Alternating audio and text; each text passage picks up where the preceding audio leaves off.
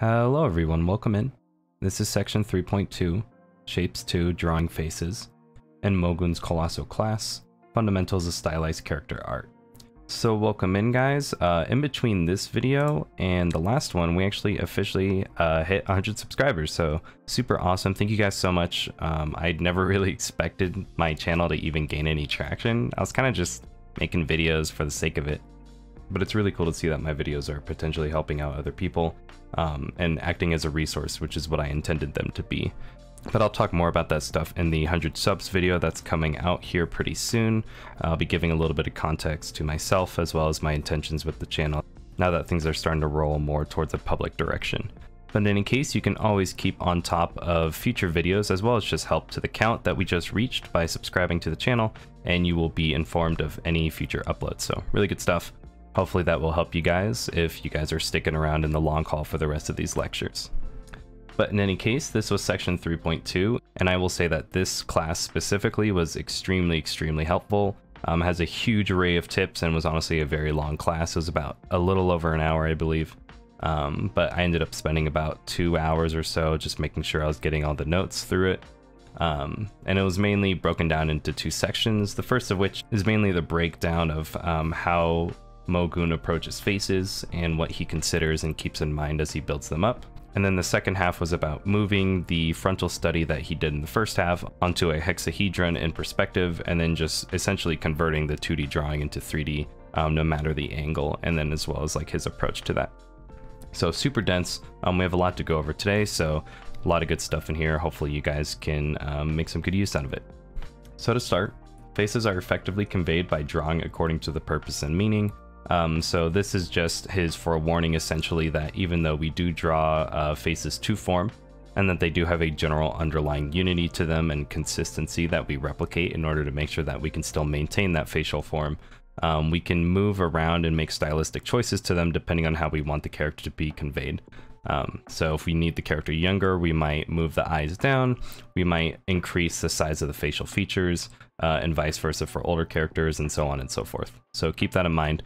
The whole point of studying into faces is to make sure that we can build faces for our characters in a way that is intentional with how we want them to come across as, which pretty much lends itself to this, which is that character elements are drawn from form, but assumed more or less depending on the level of stylization that you want to add to it. So to get into the first half, we're going to go over the various aspects of the face that Mogoon covers, as well as their order of importance and things to note in regards to them.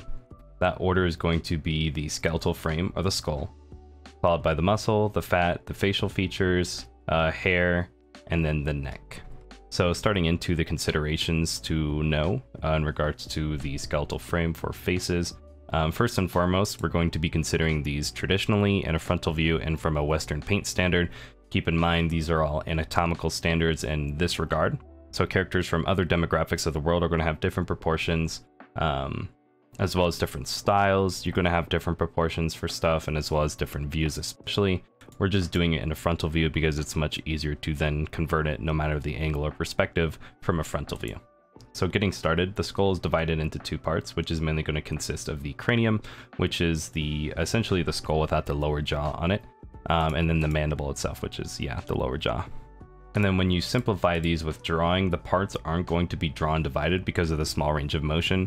The only time Mogoon really can think that you might be considering these differently is if you're drawing a lot of old skeletons in an illustration whose mandibles might have been separated from the craniums, and you just have the top part of the skull. Keep in mind, even if you have some kind of strange character, broken parts of skin or something, or has a lot more gory aspects where you might be able to see the back of the neck for some reason, the parts generally aren't drawn divided regardless because there's a small range of motion between the 2 parts. Really, the widest it's going to go is pretty much how far you can open your mouth, because the point of rotation is actually in the back, and then it rotates out from that point. And then obviously the farthest thing from your neck would essentially be your mouth on the other side of your face. But we'll get into a little bit more of that later. So some good anatomy reference points to keep in mind is the brow bridge, which is often used to distinguish between male and female characters as a reference point. The cheekbones, the nasal bridge, and the jaw joint for facial expressions and purpose. Accentuating these in different ways is going to be how you essentially pull this off. And then the center of the neck, or the occipital bone, where the spine meets the skull, and it's used as a reference point to draw the neck most commonly. Getting into ratios once you set up your skeletal structure is your ideal ratio that we're going to consider in regards to this, which is going to generally be a 1 to 1.5 to 1.6 ratio from width to length. Breaking down the ideal ratio, you've got your center point made from the ideal ratio, and that's going to be your eye line, which makes one eye's length between the eyes of the face. So really what this means is that once it's broken down, the ratio of the eye line will be 0.5 to 1 to 1 to 1 to 0.5. So if we're thinking the 1 is the standard length of the size of the eye, you're going to have about half a eye's length on the left side and right side of the face. And then between the length of each eye, there's going to be an empty space about the same size between the eyes. This is what essentially all of this means. And then the center point between the bottom of the ideal ratio and the eye line will mark the bottom of the nose, which is as wide as the gap between the eyes. We'll go over a little bit more about considerations with this, but keep this in mind. Obviously, this will change depending on your demographic and the race of your character with different nose shapes. And then dividing the bottom of the nose to the bottom of the ideal ratio into thirds with the remaining distance left on the bottom. The first third is going to mark where the mouth is, which its length is between the center of each eye, but generally shorter. And then midway between the first and second third will mark the bottom of the lower lip, with that second third actually marking the chin crease, and the last third at the bottom, which will mark the bottom of the chin. So pretty much once you set in that first third on the bottom half of your ideal ratio, you'll pretty much have the setup to build your face and your character in a frontal view. And then some good points to keep in mind is that the jawline drawn from the eye line to the chin actually begins curving at the point of the mouth when it really starts cutting in. And then the ears are the length between the eye line and the nose as well. Again, subject to change and varying depending on style, but we're considering this in the standard that we had outlined from the start. When adding stylization is where we're going to develop essentially the basic form for what we're going to be working with anime style illustrations. So it's pretty much going to be the same, except for the face, which we're going to consider pretty flat. It's going to be accentuated a lot more depending on the perspective, but even then, that's going to show a lot more in the facial features themselves rather than the anatomy that we display. Otherwise, the depth of the face to the rest of the head would distort the edges of the face naturally. Keep in mind we're going to do this anyways when we're drawing in perspective, but it's just something to keep in mind for the frontal view that we're considering right now. Besides the face, we also have the eyes, which are generally shifted a little downwards from the eye line. The mouth is drawn narrower, shifted slightly upwards so that it's closer to the eye line itself, and it's normally to the width of the nose or about half the width of the eye if you're measuring how wide it is. And then the ears are drawn shorter and don't go down to the point of the nose. So pretty much what we're doing is we're compressing a lot of the facial features and giving it a little bit more aesthetic appeal overall versus the ratio that we outlined that's normally more traditional that you'd see for human anatomy. Generally, facial muscles are fairly thin and they're generally expressed on a per case basis depending on the expression in the character.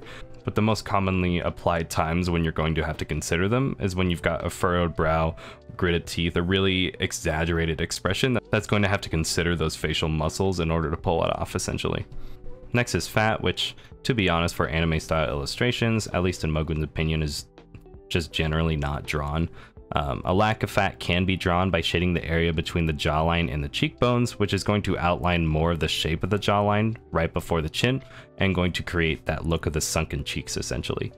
More fat is only usually displayed in the cheeks in illustration, even though in real life you've got things like double eyelids, double chins, etc., as you develop more fat on the face. But for the most part, for anime style illustrations, you'd only really essentially show it in the cheeks. Next, we get into facial features, which hands down the eyes are going to be the most important for anime style illustration because we display a lot of the character's personalities and the intent of the character in their eyes. The eyebrow bridge is going to vary depending on your race, but it will generally cast, a shadow to the socket of the eye because it stands out above the socket of the eye and will cast a shadow downwards and the socket sinks inwards. So, in which inversely the eyelid is bright, and because of that it's going to stand out most from the socket, is going to be what absorbs the least amount of cast shadow from that bridge line. Keep in mind that the form of it is drawn from a sphere, so differing levels of stylization can disregard the details regarding the eyes. There's also different lines that you can represent around the eyes that are significant of more anatomical pieces of the eye, but it's all stylization at that point and how you essentially want to display it. Next is the mouth and the nose, which are grouped together in importance. and realistically the mouth doesn't look nice when opened and becomes less casual when drawn because the arrangement of the teeth are pronounced, so it's usually deformed heavily in stylized illustration. I believe I've gone over this already, but a lot of Sui Ishida's work displays a lot of this exaggeration of the teeth, and then normally it's for his more unnerving illustrations of different characters, so keep in mind you normally don't really display the individual teeth for anime style illustrations unless you're trying to create that effect. The lower jaw moves upwards to the upper jaw, fixed from the jaw joint that's essentially near your eardrum. And so to consider the axis of rotation, it is a curved form, and the lower jaw will show more angle of the top of the teeth outwards. What essentially this means is because there's a greater degree of rotation of your lower jaw than your upper jaw is going to show a lot more the top of the teeth no matter the angle. Obviously, this isn't really the case if you're looking essentially directly below a character where you're going to see practically all of their upper teeth and none of their lower. It's just a consideration to have when you're looking at more casual angles and perspectives for your character. As for the nose, it has the most noticeable 3D form of the face, but we generally don't represent it in anime style illustration because it creates the most detail and will create a lot of unwarranted noise for the facial expression of your character. So in most cases, there's two pretty common use forms for the nose in anime style illustrations, which is going to be the dot, which will refer to either the tip of the nose or can refer to the space above or below it, depending on how you want to use that. Also, shades being drawn next to the dot of the nose are fairly common as well. Sometimes nostrils, depends on your style. Next, we have hair and eyebrows, which are grouped together in importance again. And the hairline goes along the forehead and covers the temple, pushing downwards for the sideburns, around the auricle, which is essentially the ear shape, and then down the neckline of the back of the skull. And the shape of the hairline will normally vary depending on the forehead and the style of the character, different growth factors, how old or young they are, etc, etc. Then generally a good tip is to draw the top of the head or the center point of the hair just slightly behind the center towards the back of the head, just a little bit more of a design aesthetic appeal that Mogoon recommends. The last part that we're going to really deeply consider for facial structure is going to be the neck, which the front part of it is going to be thicker because of the throat, but will vary depending on the muscle mass and the level of stylization again. But when you're adding stylization and reducing the neck in size, which is most often what you will be doing anyway from these standards because anime style illustrations tend to have slimmer and thinner necks, you're going to reduce the front part a lot more than the back, just so that your character doesn't look off-shapen from the back part of their head. But because of that, you're going to have to increase the distance of the jawline and make it more flat in order to keep the natural appearance that's implied with a bigger and more accurate neck, to be honest. This is a good tip in general that Mogoon will actually come back to later when you're moving your character stylization away from realism, especially in regards to the jawline, is to just make that angle more flat. It will help remove a lot of the more detailed nuances and essentially simplify it to a point where it's much easier to interpret it in a way that is beneficial to your illustration aesthetically. Alrighty, and then we have the second half of the lecture, which was about geometrically drawing the face in 3D from a 2D render that he did earlier. Again, this is the context of it, which is that he started by drawing a hexahedron, a little cube shape that he uses to essentially frame the skull. And then essentially he just took the base form of the face that he made with the anime style sort of considerations made with it. So he reduced the neck, shrunk down the facial features and moved them closer together, etc, that we've already been over. And then he essentially turned it into a smart object and then distorted it onto the front face of the hexahedron. What essentially he's doing is he's mapping the guideline that he made onto the hexahedron and then going to be converting that 2D face into 3D within the perspective. So to get started, remember that anything beyond the eyes of the face inwards will curve around to mark the volume of the head. You don't really keep this in mind when you're drawing a frontal view, but when you start developing it into 3D, you don't realize that a lot of the space and the facial features outside of that range are going to be actually what curves around the sides of the face as you draw it into perspective. So keep that in mind as we move forward. So to start, you're going to mark the reference points for the head and the form. Which the best ones that will help you will be the ear, where the ear is in perspective, as well as the top of the head and the chin within the hexahedron. And then you want to draw according to the theory from the frontal view, which what this pretty much means is, like said, the ear is at the center point, top of the head obviously at the top of the hexahedron, and the chin at the bottom, and start by framing the skull within the hexahedron. Next, you're going to finalize that skull shape by filling in the back of the hexahedron with the volume of the back of the head. and then deal with the jawline, which will curve outwards to the perspective, which between that, the ear points in the back of the head will guide the form of the neck once you establish that jawline and you draw it in within perspective. So essentially at this point, you've got a head that's mapped within 3D and in perspective to this hexahedron. What you've got left is a front profile of a face that's rendered flat onto the hexahedron, which you can then draw into the volume. So to do that, the first thing you're going to do is you're going to mark the curve of the face, then use the eyes to mark the brow bridge. Remember to account for the flat part underneath it along the ridge of the forehead to the side of the face, and the cheekbones can be adjusted as well. What we're essentially doing is using that brow bridge, like we mentioned earlier, as a reference point in order to set the location of the eyes within the perspective and the hexahedron. Now that the eyes are mapped into place in the perspective, they're essentially already drawn for you locationally wise. All you have to do is slightly distort them in order to make them look better suited for the perspective that they're in. And that's pretty much what you're just going to do. You're just going to account for the curves of the face and distort them according to those curves. So say if you've got a bottom-up perspective where I'm looking up at the character from below them, and I'm drawing their 2D face into 3D, I might show a lot more of the curves and the lines near the top part of their eyelid and a lot of those curves in order to express that we're viewing the eye from below the character. Keep in mind when the outer eyes are distorted due to the sides of the face and the perspective, like we said, the inner eyes will need to be distorted too to account for it and maintain the impression of the eye like it was when you're seeing it in a frontal view. And you want to do it in symmetry, obviously account for both eyes, but what this does is you maintain the eye shape in regards to the perspective, so that way the initial shape of the eye and the impression that it gives, regardless of the perspective, doesn't change. Next, you're going to draw the curve of the nose, which shouldn't be more hollow than the center line of the face of the hexahedron, which that would imply the curve of the nose goes much farther into the face than it should. And this actually comes from the measurements that we draw from seeing a side profile of the character and seeing how far in your eyes go versus the bridge of your nose versus your mouth.